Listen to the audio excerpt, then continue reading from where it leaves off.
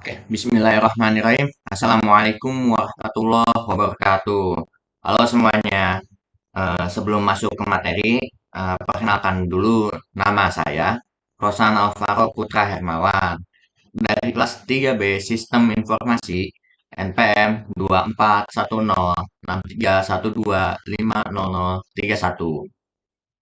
Eh, di video kali ini, saya akan membahas software perpajakan yang resmi di Indonesia. Nah, tugas ini guna memenuhi penugasan mata kuliah Sistem Informasi, Akuntansi, dan Keuangan yang diampu oleh Bapak Ade Andri Hendriadi, SSI MKOM. Eh, Tanpa berlama-lama, langsung aja kita bahas dulu apa itu pajak. Nah, teman-teman ada yang tahu gak sih apa itu pajak? Nah, pajak itu adalah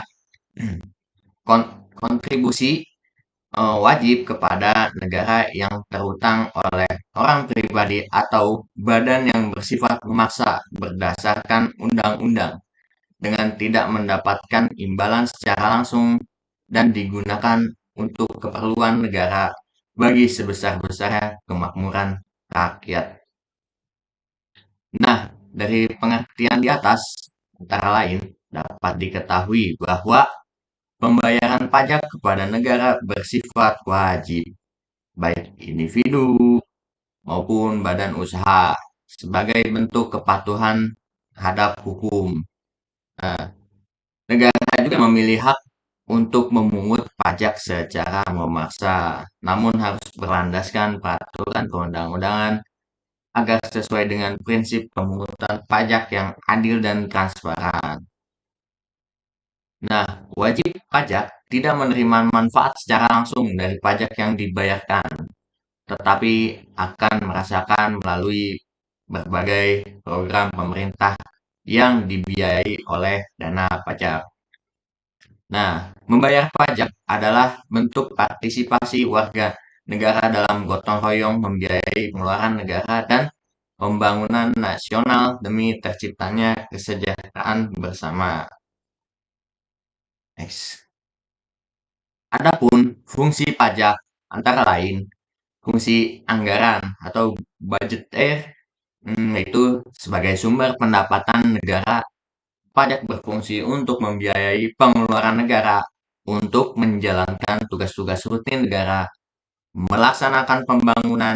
Nah, negara membutuhkan biaya. Nah, biaya ini didapatkan oleh penerimaan pajak.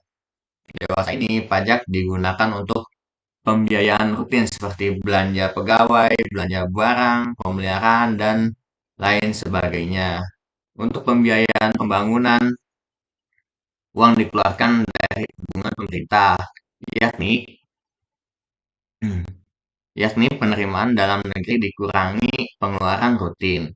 Hubungan pemerintah ini dari tahun ke tahun harus ditingkatkan sesuai kebutuhan pembiayaan pembangunan yang semakin meningkat ini, terutama diharapkan dari sektor pajak. Nah, selanjutnya fungsi mengatur atau reguler. Pemerintah bisa mengatur pertumbuhan ekonomi melalui kebijakan pajak. Dengan fungsi mengatur, pajak bisa digunakan sebagai alat untuk mencapai tujuan.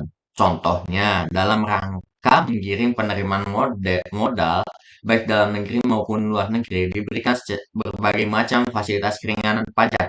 Dalam rangka melindungi produksi dalam negeri, pemerintah menetapkan bea masuk yang tinggi untuk produk luar negeri. Terus juga ada fungsi stabilitas. Dengan adanya pajak, pemerintah memiliki dana untuk menjalankan kebijakan yang berhubungan dengan stabilitas harga sehingga inflasi dapat dikendalikan. Hal ini bisa dilakukan antara lain dengan jalan mengatur peredaran uang di masyarakat, pemungutan pajak, penggunaan pajak yang efektif dan efisien. Nah, yang terakhir, fungsi redistribusi pendapatan. Pajak yang sudah dipungut oleh negara akan digunakan untuk membiayai semua kepentingan umum, termasuk juga untuk membiayai pembangunan, sehingga dapat membuka kesempatan kerja yang pada akhirnya akan dapat meningkatkan pendapatan masyarakat. Hmm. Nah, di sini saya akan langsung ke software-nya ya, teman-teman. Nah, di sini saya pakai aplikasi e-filing, lebih tepatnya website. Tetapi jika teman-teman pengguna Android di Play Store ada yang namanya M-Pajak. Itu eh, sama saja, aplikasinya sama saja. Cuman saya menggunakan website karena saya di laptop ya, teman-teman. Nah, saya akan meninjau salah satu layanan pajak yaitu e-filing. Sebuah sistem pelaporan pajak berbasis daring yang disediakan oleh Direktorat Jenderal Pajak. Jadi itu yang di Android sama aja. Pajak itu sama dari Direktorat Jenderal Pajak juga. Nah, kenapa saya milih e-filing ini? Karena layanan ini sekarang hampir wajib digunakan oleh wajib pajak, baik individu maupun badan untuk melaporkan surat pemberitahuan tahunan atau SPT pajak. Oke, langsung aja yuk ke aplikasinya yuk. Nah, jadi setelah kalian login, pilihannya seperti ini ya teman-teman. Di ini banyak poster informasi, ada hasil survei, pokoknya banyak. Kalian bisa melihat-lihat di sini. Oh, menit. Langsung kita explore. Nah, ada peraturan perpajakan di sini. Banyak teman-teman informasinya ya. Nih, informasi terbaru juga ada pokoknya berita tentang pajak. Tuh, ada informasi pajak, ada pengumuman, ada artikel juga. Hmm, di sini juga ada fitur-fiturnya, ada layanan survei pembaruan masih konteks DJP kalau atau pajak selalu pengaduan kunjungan aplikasi kunjungan pajak alamat kantor pajak bus pajak.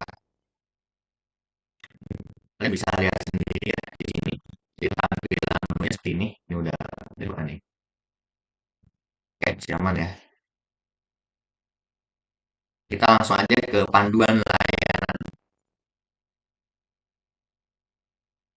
Oke, sampai mana ada.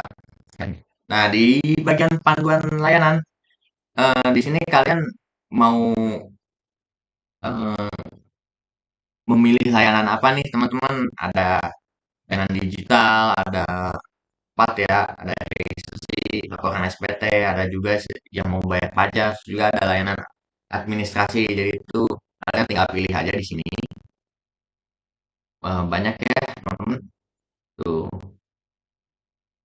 oke, kita back dulu. Oke, ada survei pembaruan. Kita lihat di sini. Tahun lagi ada. Nah, di sini juga ada konteks ya teman-teman. Nah, konteks juga nih sistem administrasi layanan Direktorat Jenderal Pajak memberikan kemudahan bagi pengguna pembangunan konteks merupakan bagian dari pembangunan sistem inti administrasi resiko yang dirancang ulang proses bisnis administrasi. Di sini tuh penjelasannya. Jadi kalian yang belum tahu konteks, di sini mereka juga jelasin ya apa itu konteks. Hmm, juga ada panduan juga di sini teman-teman ya. Ini udah takutnya mau habis waktunya. Nah, ada buku panduannya juga teman-teman. Di sini ada panduan konteks, implementasi konteks. Terus kalian juga dapat ini handbook berupa tutorial konteks ya teman-teman. Ada juga keterangan terus ya terus. Terus juga nih ada manfaat konteks. Nah, kalian bisa ternyata sendiri di sini manfaatnya. Nih, ada peningkatan efisiensi dan efektivitas, peningkatan kepatuhan wajib pajak, peningkatan kualitas layanan, peningkatan kemampuan analisis data. Oke, lanjut ya teman-teman. Ini udah nyala. Oke, kembali lagi ke ada informasi kalkulator pajak. Kalian jika mau menghitung berapa jumlah pajak yang wajib kalian bayar, ini kalian bisa hitung di sini. Karena saya belum punya wajib pajak ya, jadi saya belum bisa menghitung. Ya tinggal kalian masukin aja jenis potongan. Oke, intinya seperti itu ya teman-teman.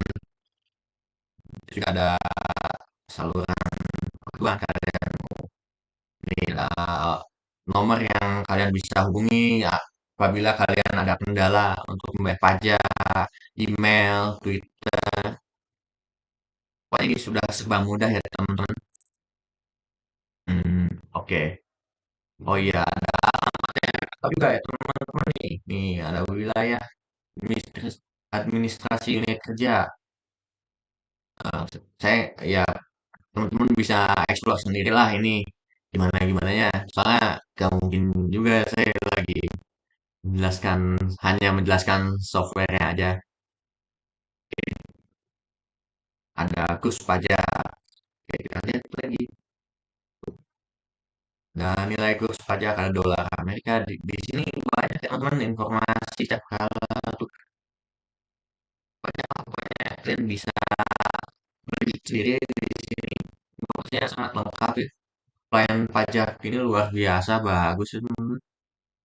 Oke, menit berapa nih?